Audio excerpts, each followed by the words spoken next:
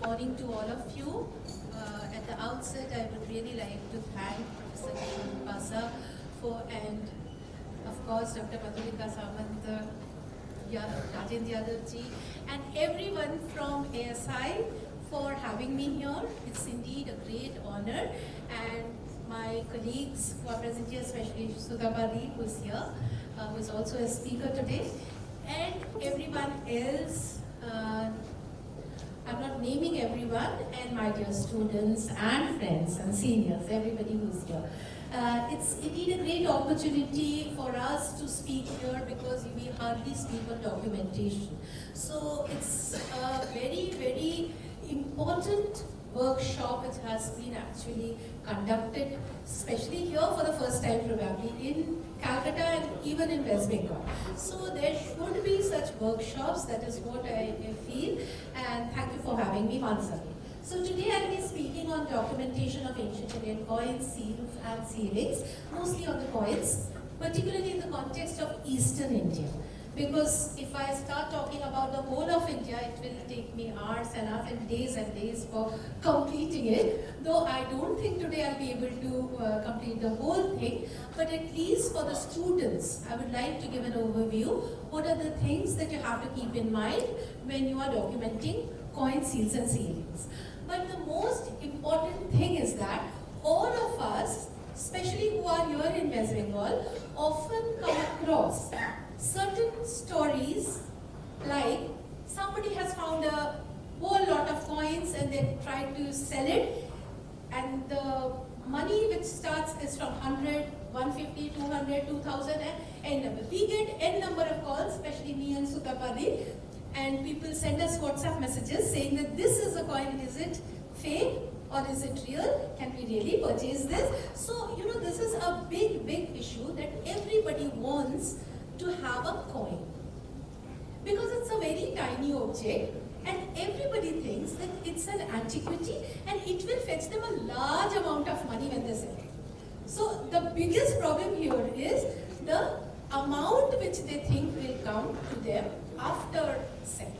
So everybody wants to possess it, but they do not know what exactly it is, so they get into such problems. So this has nothing to do with documentation. You might be really thinking, what is this problem she's raising? Because this is just a case of forgery or reality. This actually creates a big problem for us who are numismatists, because whenever such a news comes to us, the first thing which comes to our mind is, oh, it's a fake. Because this is rampant right now. So we often miss the opportunity to examine a real gold. So whatever I'll speak today, I'll try to speak from my own experience so that you can relate more to my own experiences. Before beginning, this is a kind of a warming up session. I'm just narrating a few stories, maybe you'll think. Once, Professor Gautam Sengupta, he sent a person to me. His name was Aurobindo Maiti. He just came to my chamber and he said that, ma'am, I have got some coins. So at the very first impression, I thought that all of these are fake, and I need not give much time to him because people keep coming with several such requests. So I just kept him waiting for some time, and then I asked him, okay, how do they look? So often people say these are very important, I have this figure, that figure. He started with a sentence, they look very ugly. And I immediately just turned to him and I wanted to listen. Yes, now come up with it. I want to listen more. Because this is the very first step that it's not very good to look at. They're not in clean state. And then he came up with several stories, which I'm not sharing right now. But immediately I made a plan in 7 days' time that I'll be there in his museum. And to my utter surprise, that was like, whenever he was narrating, I could get what he was saying. They are dumpy, they are large, they have some figures on it. So immediately I got that maybe they are Kushan coins. And this was the first ever Kushan hoard from Bengal. So we would have missed it if we think that they are fakes and forgeries. So this was the Paripar hoard. So, but then he again narrated about another hoard which we would have almost missed because that's a lost hoard. So I will come up with such things during my documentation part, how to document lost codes even. But now let me share a few things with you. That list, can I have it on the screen? Usually when you are supposed to document a coin, you are being given a certain kind of a format. This is the documentation format where you have to write name of the museum or the institution where the coin is there. What if it's not an institution? What if it's in a private collection? Because some antiquities are also there in private collections, which are very, very important. So we must also document private collections here. Yeah, that's why I'm just going by the sheet. That's very important today actually.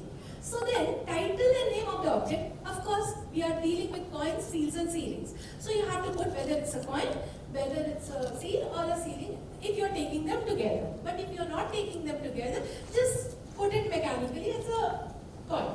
Now, date and period. Suppose you don't know what is the date and what is the period. What will you do? This is a big issue. So you have to be a trained numismatist, first of all. And if you are not a trained numismatist, at least you should have a basic idea about the region in which you are working. So I always say that even if you know coins very well, if you know what are the types, you have read like the whole of the P.L. Gupta book or Amiteshwar Jha's Bharatiya Sikke or whatever basic books, and then you feel that I know all the coins, how they look like. But if you don't know the region, then you will be at fault. So I will show through my presentation why you will be at fault when you are dealing with Eastern India. Now, this is one thing, how you should put the date if you don't know exact time frame. That is one question which we will keep in mind. Now, dynasty and style is a very good way of saying, because for all the coins you don't know the dynasty. So many a times you have to put what is the style, but instead of style, if you have a time, that is much better, you know, because for coins we do not have a particular style always, but we have a particular time. What is the exact time? So this should have a type instead of having a style. Then provenance is very, very important. And then provenance is not enough, because if it is disturbed and it is not there from the exact provenance, what will you do? There should be an alternative way of saying more about it. In this, there should be a column that if you don't know the provenance, do you have any other information which is related to the provenance? Then of course the material, measurement, weight, we know all these things. I'm not going into the detail. Then description, the next one please. Now, if there are any identification marks, any specific mark with that coin, you must actually write that down. If you notice anything specific, then condition, good, bad, very like excellent or whatever, then photographs, location at the museum, state. So you can read this. These are very, very important things which has to be done. But I always feel that the most important segment here is recorded by. Because this is something very unique which you have inserted here, because who has recorded it? Is that person an expert or just a student or someone else? So you know which one to trust blindfolded. So when the data comes to you, if you get who has documented it, it will be very good for you, because there should be some scope for improvement. Of course, I say even if it's done by an expert, there is still scope for improvement. Every day we are learning. We are student till the last breath. Now, can I go back to my presentation, please? So these are a few things which I just wanted to point out which can be improved upon actually in the data sheet. Now, when we are dealing with the documentation of coins in a museum, what do we come across next? Especially for the students, you know, like myself and Sutapati, we had actually documented the coins in the British Museum and we had done it for the Merlin website. So, you know, when we were documenting such coins, we come across such museum tickets. So you must know how to read these tickets as soon as you come across such small tickets. So here in India as well, we should have such tickets which we don't have. I will come to that again. That what kind of information do we get in India? I will come to that. But here, what is this? Can we come to, this is a Gupta gold coin, as you can all see, and it's quite debased. The very sight of it can tell you it's debased. So in the column, the condition, you have to write it's debased. Now next, see, RPK. You have to ask the museum authorities for the abbreviation list and how to understand. So RPK means Richard Penninite. So this is an individual who had given it. It's not enough. Please see the accession register, whether it's gifted or whether he has sold it. Is it purchased? Because that makes a major difference. I'll come to that later. Why it makes a major difference. But please note the details of it. How did it come through Richard Penninite? It's not enough that you just write Richard Penninite's collection. Not enough. Now, because that will give you the context. Now, what is written on the ticket? You can see 148.7. So, what is it? It's in grains. So, convert it into grams. So, now we are using grams. So, convert it and put that. Then which catalog? What is the number? Then see the next one. This is not a Gupta coin. No, previous one, sorry. Yeah, this is not a Gupta coin. I just missed this, sorry.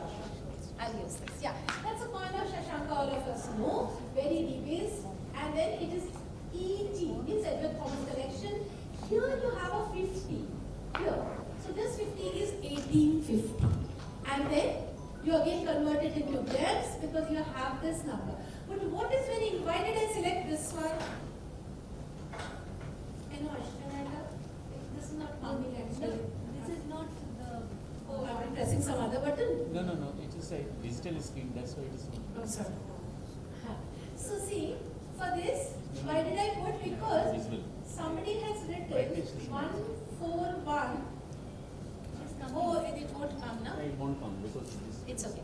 Somebody had written 141 grams, whoever was preparing the tickets, and then somebody has again made it and written 133. That makes a major difference. Because when you see in grams, why is this difference? So when you interpret it, you have to write. Ma'am, it is ready. What is the reason? Can use it now. Thank Now you. it is good. Thank you, sir. Visible. See, so now this is the difference. When you see in grams, a lot of difference. Because this particular coin had a lot of patina on it when it was weighed for the first time. And when it was cleaned very strongly, and you can see the patina here a little bit. So after cleaning, the weight has reduced. So also you have to interpret such things, which is again very, very important. Next one, please. Now, I'll come to the real thing, like as I have documented, So, in Bengal, when I was documenting, the first, I couldn't see much of the Indian Museum collection till now, sorry to say this, that it's very difficult to see Indian Museum collection. Almost, if you have done it, you really have a great luck. So, I'm one of the luckiest to have a glimpse of one of the homes, only the glimpse, not a detailed study yet. So, this is the Masu Bazar home. I would really like to tell you that the documentation of the Masu Bazar home has been done. It is published, and you won't believe it is published as a Kurikushan hoard, and nobody has bothered to think that the coins are in unused state and they have not even been cut. So this is the first ever mint which we have got from Masu Bazar, that the coins are cast coins, cast in a kind of a tray, and in the process of cutting, some of them were cut and rest of them are still intact. So, even in the Indian context, we don't have such kind of material, like such kind of specimens where you are getting a perfect mint, which you can identify, which you can really interpret, do an analysis, and then say a lot about it, not only a little, but a lot. But we couldn't document it till now. So I'm keeping my good intentions on, and I'm still writing letters to them that please allow me to see the Masu Bazar road, and I expect next month I'll see it. I'm very optimistic. But then Rajinikanth Gyan Mandir is the person whom I was talking about, Aurobindo Maiti, who came to me. I immediately went to them, and I've already told you that I saw that Pani Parul board, which is the only Kushan board from whole of West Bengal. It's Kushan copper coin board and excellent board. But you will understand why am I narrating all these stories, how to document it. It was a very simple documentation because all of them were Kushan copper coin, whatever I could identify. I also took Mr. Rehan Ahmed with me. He was also one of the co-authors. So we just documented each and every coin, and some of them were very interesting because they were very worn out, which gives you the condition of the board that it has been used for a long time. One coin was blank. There was nothing on the coin. It was not corroded. Once again I stated, one coin in the whole board was blank coin, has nothing on it. It is not corroded, that everything has been washed off or eroded, corroded or whatever you say. It's not the case, it's blank. So how will you document this? Will you document it as a coin? Will you document it as just a piece of metal? How will you document it? The most important thing is that rest of the pieces in the board are all coins. So first you have to see what is the weight of that one. Does it conform to the rest of it? If yes, then there is a possibility that this was an intended coin. Then why is there no impression? Was it struck and everything has been eroded? Yes or no? You have to answer. Then the last part will be if not. It's a unique piece because Kushan coins are like dollars. You never have. It is like it can be used anywhere in the whole subcontinent. It had a very good value. Every valuation was done vis-a-vis the Kushan coins at that time. And the most important thing, if it is not minted, like it is not struck with a die, then this means that it was actually manufactured locally, not in the Kushan mints. Somehow. So, you must know how to interpret and how to come up with it. But still you can say, on the basis of one single coin, ma'am, how can you say this? This question I'll take it at the end because we don't have much time. Now, coins from exploration and chance finds should also be documented, which is very, very important because when we went to Bangladesh for our exploration, we went to Mahasthan. All of you are aware of Mahasthan. It's a very, very important site and it's the Pundranagari, one of the Mauryan sites, very important one. And when we went to meet the curator, one person he came, he was an agriculturist, he just came, a farmer with a gold Kushan coin. Just imagine a gold, still I'm getting goosebumps just thinking of it. He came with a gold Kushana original Huvishka coin saying, I have found it in my field. Whole of Bengal doesn't have an original Kushan coin. Forget about the Kushan, that time Kushan copper was not there. Forget about the Kushan gold. So this is of immense importance. I'll tell you how it changes the whole of the history of Bengal actually. Yeah. That I will come later. But explored context and chance find should be documented. These are very, very important. And in this, I just told you the story about that, but I would like to state about the Korapeng coins. At that time, this excavation of Tilpi and Dosa was going on, and late Amal Kumar Roy was doing it. And it was a fantastic excavation. We were there, and Amalda kept on saying, Amar side theke Panchmagdar berochchei na. Like, you can understand this. He was so upset, that we have excavated an early historic site, we have almost reached the virgin soil. There is no Panchmark coin from the site. It is so disturbing for an archaeologist. And then I said, na, berono to uchi. But then what else can I say? We had cast copper coins, no Panchmark coins. And just believe me, within 7 days, he got a hoard from Korapeng. That was not Tilpi and Dosa, but a triangle. If you draw a triangle, it was nearby side. It was a chance find, of course. But it is of immense importance. Just imagine, we were not getting in that side, but we got immediately a whole imperial Panchmark coin, so-called Mauryan Magadhan coin hoard from Korapeng. So this also we published, Amal and myself both have published this Oh, but this documenting exploration data, once again I would like to tell ma'am that there should be a column. The explored context data should also be, there should be a column to do it. Now, coins from the excavated context, of course, we know how important they are. They are the most important because we have a stratigraphy in it. So there should be a column also to put which strata has been found and what are the assemblages, with it. So that gives us a context. Now the most important hoard which I would like to discuss is a lost hoard. When Aurobindo Maiti came to me, I was totally focusing on the big hoard, the Paniparul hoard, the Kushan hoard. We were super excited. End of the whole documentation, we did the documentation, photo documentation, whatever was there. End of the documentation, he came up with another story. The story was, there are some more 5 or 6 coins, ma'am, and these are very dirty. So every time he's coming up with ugly, dirty, such kind of statements, words, and he said they are very tiny and dirty and of no significance at all. But they were found by some students who were school kids who were going to the school. They kicked the sand mound, and then from the sand mound some pot broke and some coins came out. So they took one handful of coins each, put them in their pockets, and went to the school to buy tamarind chutney, imli chutney. All of you know how good they are actually, you know. So, unfortunately, the imli wala did not turn up, the achar wala did not turn up, they couldn't do it. They came back with the coins home, and you know, everybody's parents, they gave a slap to the kids. Because finding old material is a bad omen in that whole village and most of the whole of Bengal. We say, kuch bhi paya mila is bad, kho jana bhi bad. So, most of them gave a slap, and then these kids had to throw them away.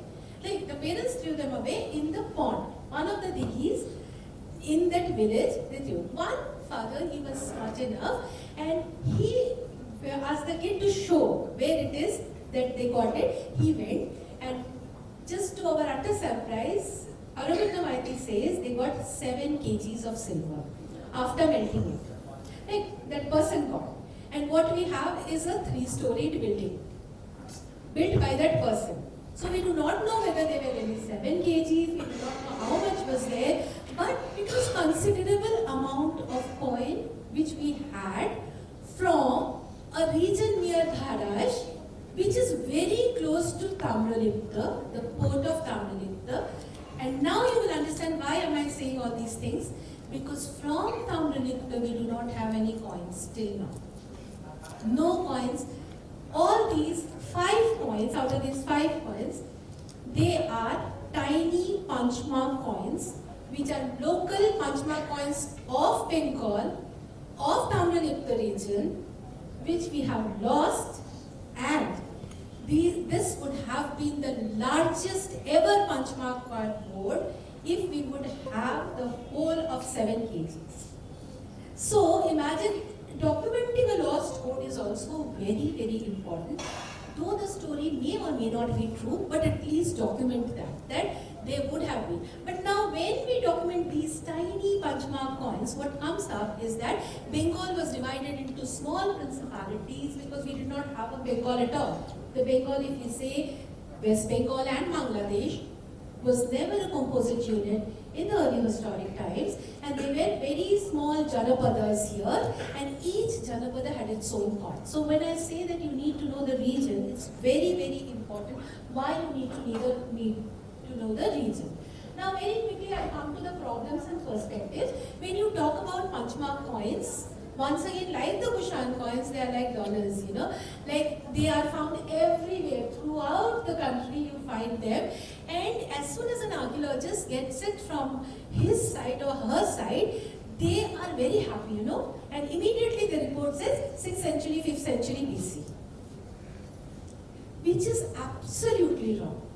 Even if you find a punchmark coin, you should know what kind of punchmark coin have you come across. Very quickly, I'll just show you the slides. But here, what are the red dots for? Which there you can see. These are the early series of Magadhan series, and this is called series 1 by Gupta Hardikar. Series 1 coins are actually the first series, so they are all in chronological order.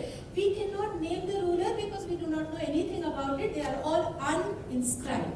Only symbols and all. So when you get series 1, you have to know where are they found from. You can see only the Magad region and nearby region have series 1, whereas rest of India has rest of the series. So it's locality centric. But this is what we have to keep in mind. Now, I will not go into the detail of that, but I just wanted to show you this is series 0. Now, recently, Gupta Hardekar book has been updated by Hardekar. So, alone Hardekar has updated the book in the name of Gupta Hardekar. Now, what he says is he has added a series 0 to the whole series and a series 8 to the series. What is series 0? He says that this is the beginning of the series which has only 4 symbols on them. Now, very difficult to accept because 4 symbols are all Janapada coins, 5 symbol means imperial coins.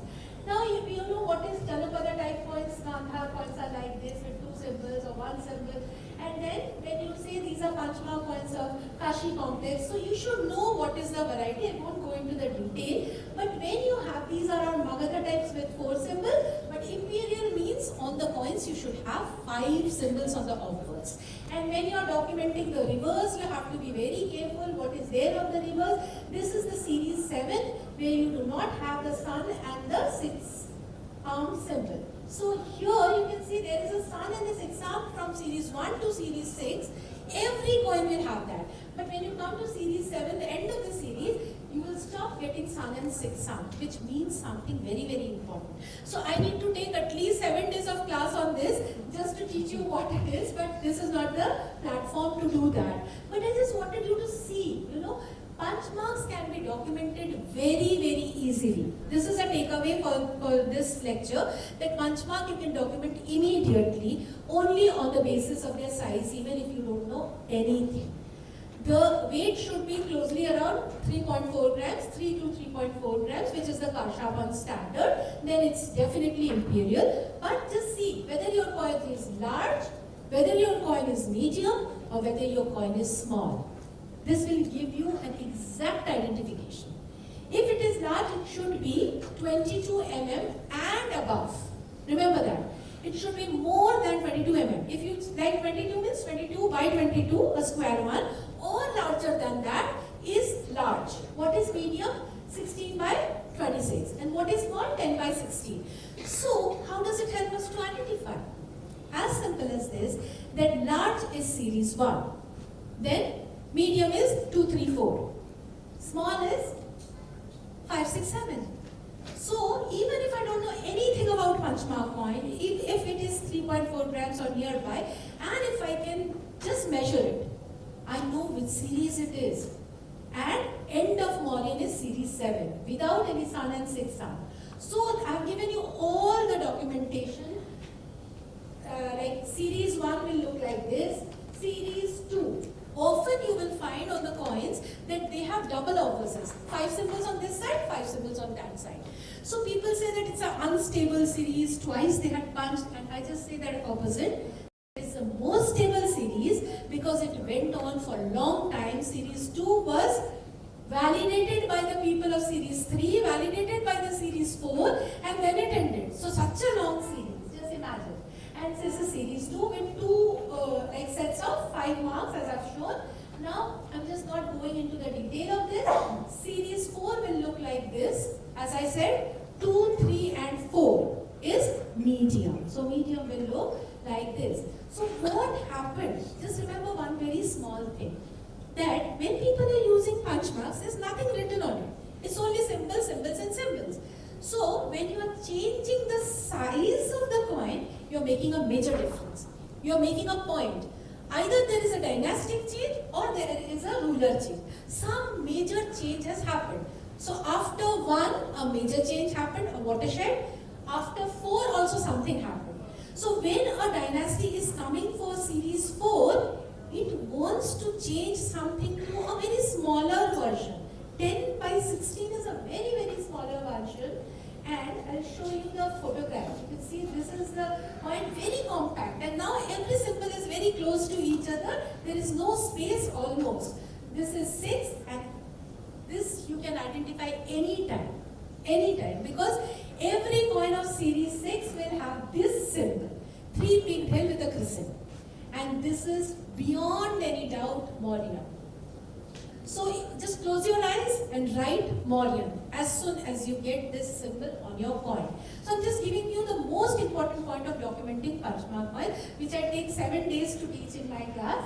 But anyway, this is a series 6 coin, and you can identify the 3 pigtail which is upside down on the top, right corner. There it is normal, but here it is upside down. So just keep turning the coin and try to identify. Now series 7, as I told, you can identify immediately because it will have no sun, no 6 arm, but 5 symbols on it. And the most important thing is, see here you can say, ma'am, you said that there will be 5 symbols, but when we count in Q's mark, there is only one infuse here, sorry, one infuse here, one here, and only one here.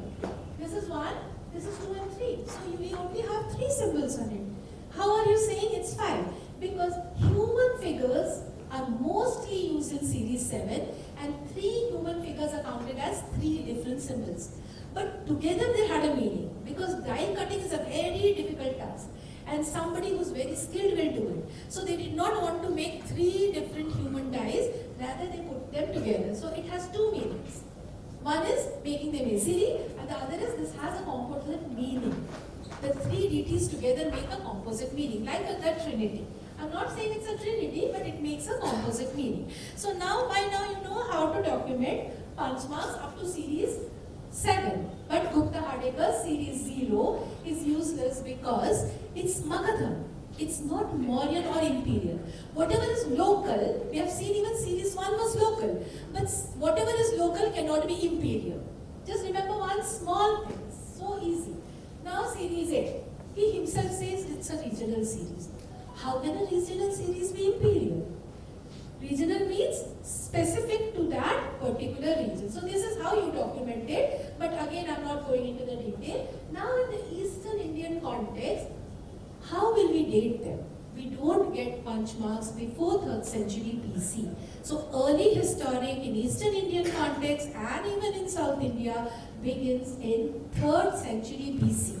And when you come to the different Janapadas, you get a specific coin type in Chandraketugarh region, in and around Chandraketugarh. Then you get a particular type in Dharash, which I told Tamralipta region.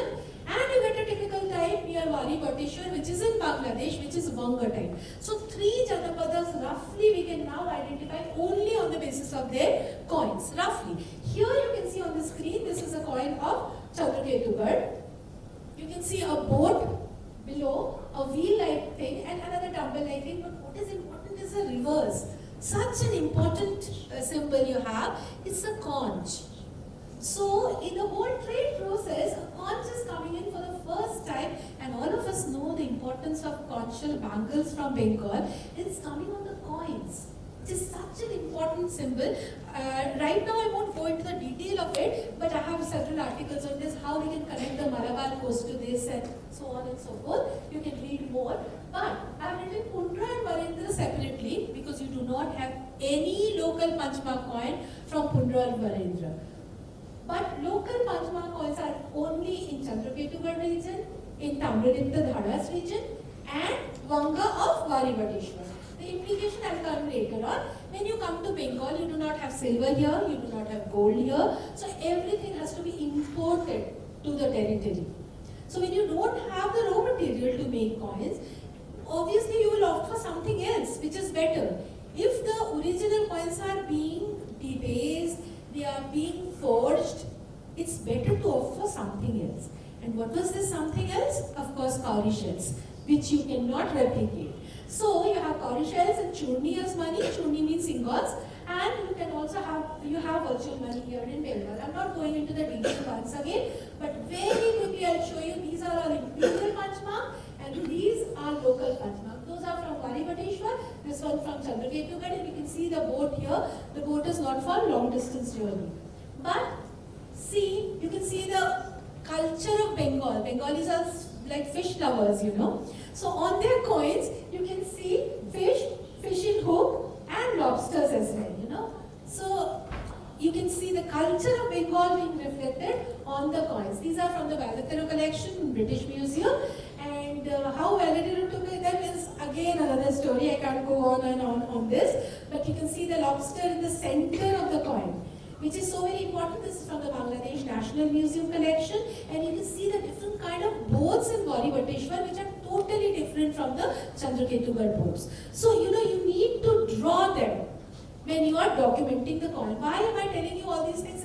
These are such important things. So this is the lobster and the Wari type coins. So you have to have an eye setting. What do you get in Bengal? That's the most important thing, and that's why I'm showing you so many coins. Now when you look at the Chandraketugarh type coins, which are local Panchmark coins from the Ashutosh Museum collection, you see there are so many. Vis-a-vis you have the imperial Panchmark coins. So this area is having imperial as well as local. So it's a vibrant kind of a site.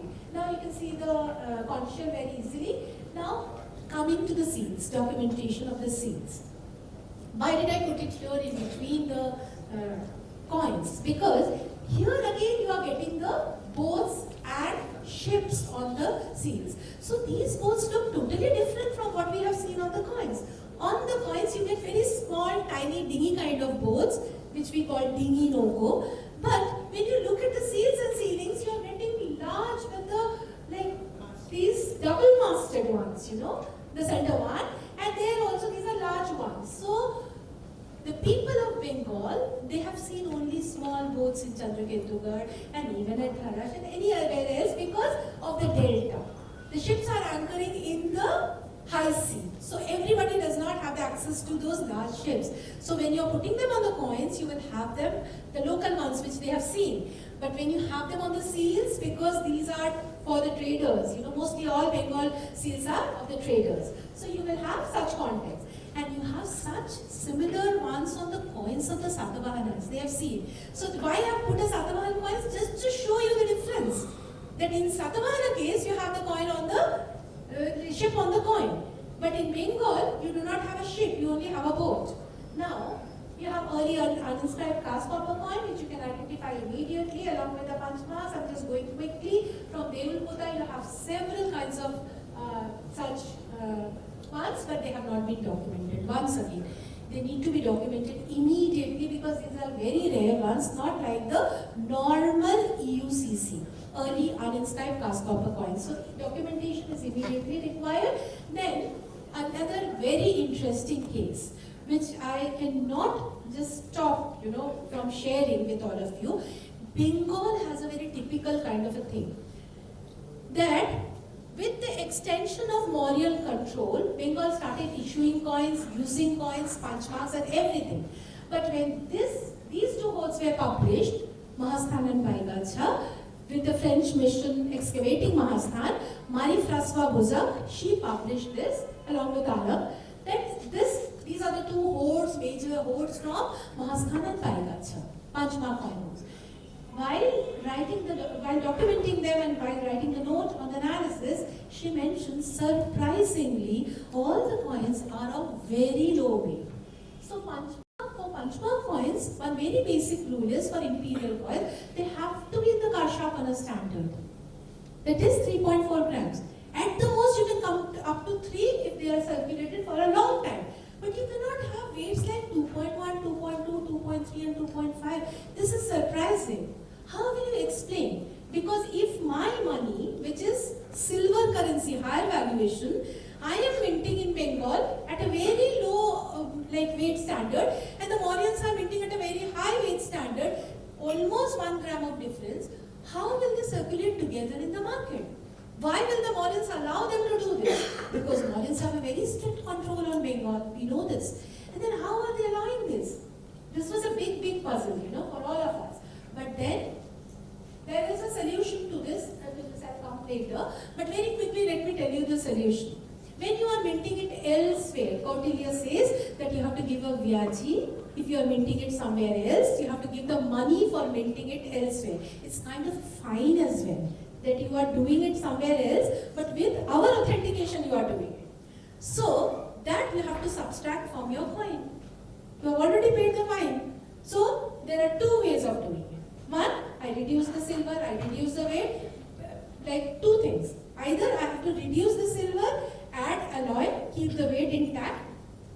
One way of doing it, you agree?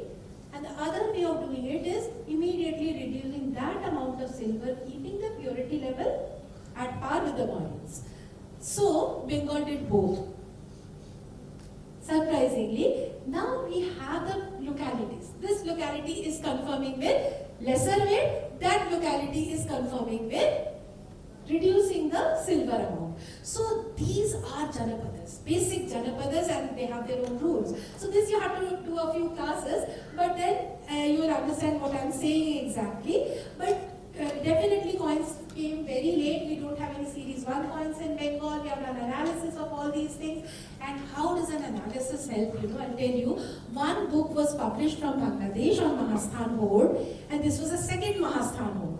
So this was published by Bulbul Ahmad and Nurul Islam, and we were so happy that another Mahasthan Horde has come up. But it was not confirming with the other Mahasthan Horde, because the other Mahasthan Horde which Marif Raswa had published had all the coins with lesser weight. How can the exact weight standard coins circulate with the lesser weight standard? It's impossible. So immediately we knew that the other horde which they were claiming from Mahasthan is not from Mahasthan, definitely. So if you know the trend, you can immediately say what is happening in Bengal. Now very quickly I'll just go through these, but this I cannot skip again. On one of the seals, you get this. When you will be documenting seals, see them very carefully. What is here? This was published by B.N. Mukherjee and Ranveer Chakravarti, Professor Ranveer Chakravarti. He had actually identified this, that it is one horse being uploaded on this watercraft. You see here the horse. Here is the horse, here. This is the face of the horse. It's being uploaded and there is a person standing here. So this gives us the northwestern connection, because we know that northwestern horses were coming down to Tamranipta coast and then they were being sent elsewhere. Where were they sent? We know this again, because from South India, from the Malayaman territory, now we are getting ample evidence that they were being sent there. I'm not going into the detail once again, but then please document the cowrie shells as well. This is a request, because this was a medium of exchange in Bengal for a long time, from 3rd century BC. Please document them, because you need to say what is the context of the cowrie shell. You need to say what type of cowrie shell have you got. Cypra monita or Cypra annulus. Annulus means with a golden ring cowrie, and monita means that greyish thing, cowrie. So these are the two types which we had. And why am I saying this? I can't go into the detail. How much time do you have? Can you just tell very quickly? I'll just go into this then, or I'll skip. I have to finish now. Okay, so I'm not going into the detail of this, but the Chinese use the backcut ones and the Indians use the full cowrie shell. We have a whole cowrie route now, which comes from China to India and goes to Maldives. Now, very quickly, Vaishali Stupa has this, Manikyala has a cowrie, so you need the context. From Assam, we have got holes where the manufacturing was going on, cutting of the cowrie shells was also going on. Problems with, I'll take another 5 minutes, please. Yeah. Just to end, problems of metal content, I'll just tell you, when I was documenting the Punita coins of British Museum collection, I just found that these were the silver coins, these were the copper coins, and then there was another dumpy copper coin. Every book had this dumpy copper coin, but it had a kind of a sheen in that. And it looked like some tiny specimen of gold in it. So I was a little worried what is happening to this. So immediately I sent it for a scientific analysis, and Duncan Hook did it, and we came up with this thing that it is heightened rose. So for the first time we are getting heightened rose coins from Bengal, so you need to do this. And as I told Kushan coins, this is the one which I told from Mahasthan, the original Govishka coin which the farmer found. And in Bengal, you cannot say everything is Kushan, because you get these type of coins which are imitation Kushan.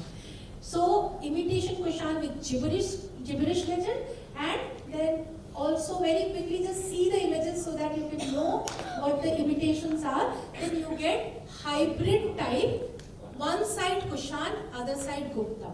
which is happening for the first time in the whole of India, that a type which has been borrowed from another dynasty gets into a hybrid mode with another dynasty, and it continues for 4 centuries, if not more. Then finally you have the coins of Shashanka, and then this goes on and on and on. I'm just showing you the coins so that you know. And before I end, this is the major coin type of Bengal, which is from Hurricane. This is Chittagong region. So that is again regio-specific. Silver coin, very pure silver, coming from Arakan region, Myanmar definitely. And Arakanese connection, because you get the legend Hurricane written in Arakanese with the Arakanese ha. So you know even how the script is getting influenced and where the influences are traveling from. So all these you need to note down, and very quickly then court documentation was there, how the Kalibhat note was recovered and documented. So I'm just skipping this. And also the last note before I say thank you, that we have a query whether we can put now the Mahasthan inscription into the category of seals and tablets. Because it's a very tiny kind of a inscription, this much only. The Sogora plaque, which is untraceable, because whenever we ask to see it, they say that no, we cannot find it where it is, only because they are imagining a big plaque, like a copper plate, and it is this much like a coin. So they do not know that they have to look for small envelopes, you know. So just imagine, just you can see this quickly, just once, I'll show you the Sogora so that you know that the Sogora bronze plaque, which has 4 holes to fix up on a door, is actually a tiny small tablet like this. So can we really put that into the category of seals and tablets and so on and so forth? I do not know, but now these are the new sealings which have been found from Sundarban. Okay. So here you have a fire altar for the first time from Bengal on a seal as early as the early historic period from Ranchi, and it reads Daivasthatri. So something very, very important and very striking for Bengal. Another one where you read Gavikotha. So keeping animals, gavis, that is cows, in Sundarban, again something very strange. And finally, so thank you all. So you have to document so many things. And thank you so much. Sorry for taking so much of time. I sincerely apologize. No.